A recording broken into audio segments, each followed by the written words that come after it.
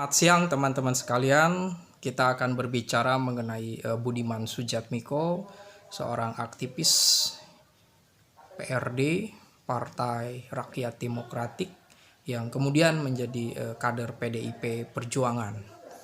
Dia sosok yang sangat kuat di dalam ingatan para aktivis. Dia yang berani melawan Orde Baru. Dan dia masuk partai PDIP, partai yang tentu saja seideologi dengan Budiman Sujatmiko. Baru-baru ini Budiman dipecat karena mendukung Prabowo Subianto. Karena partai PDIP mendukung Ganjar Pranowo.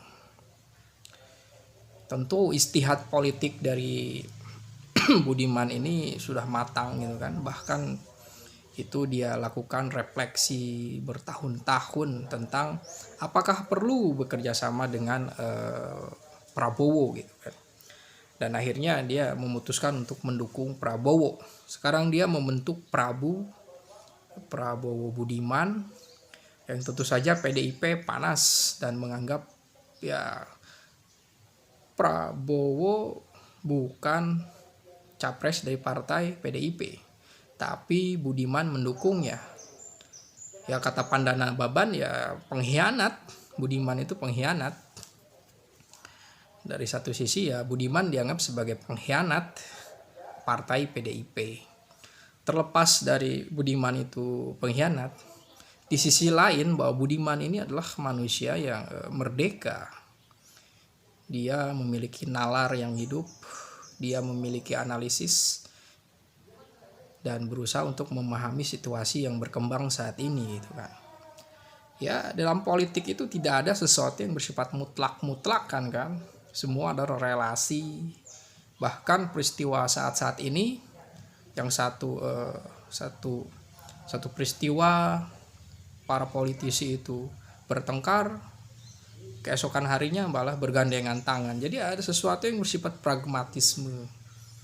Tentu saja pragmatisme ini di dalam politik dicurigai memang pasti demi untuk mendapatkan cuan. Apakah Budiman itu memang ingin mendapatkan cuan atau banyak kekecewaan karena dia gak bisa jadi menteri? Ini tentu saja persoalan yang subjektif.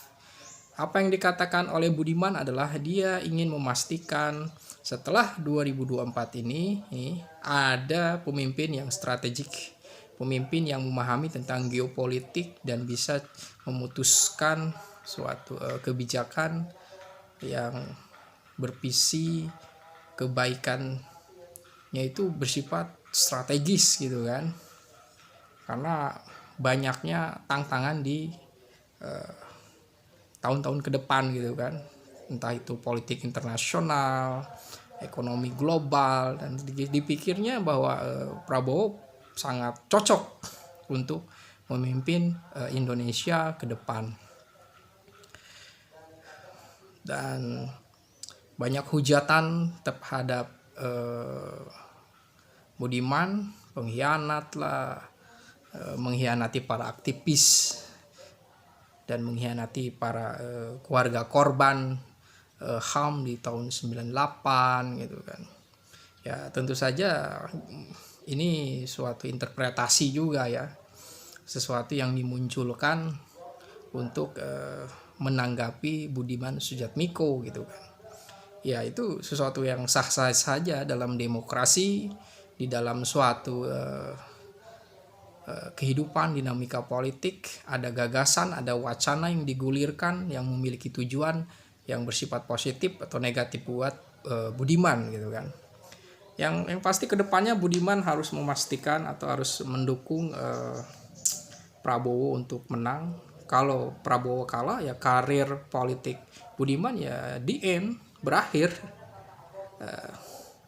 Dia tidak akan lagi terdengar di dunia politik. Tapi kalau Prabowo menang, mungkin Budiman bisa menjadi menteri, ya menteri desa gitu kan, atau ya Budiman masih punya napas panjang untuk berjuang memenangkan Prabowo Subianto. Dan setiap langkah politik itu memiliki konsekuensi berdasarkan nalar, berdasarkan pertimbangan sejarah, berdasarkan pertimbangan ekonomi ke depan. Ya Budiman sah-sah saja gitu kan, dia manusia merdeka gitu kan, dia memahami bahwa di dalam politik itu tidak ada sesuatu yang bersifat mutlak-mutlakan, meskipun katanya yang mutlak itu adalah kepentingan gitu kan. Nah mungkin ketika Budiman nanti ada kepentingan dengan PDIP, mungkin PDIP bisa menerima lagi Budiman. Terima kasih, selamat berjuang. Mungkin Bung Budiman telah menjadi manusia merdeka. Apapun konsekuensinya, yaitu pilihan dari Bung Budiman. Merdeka.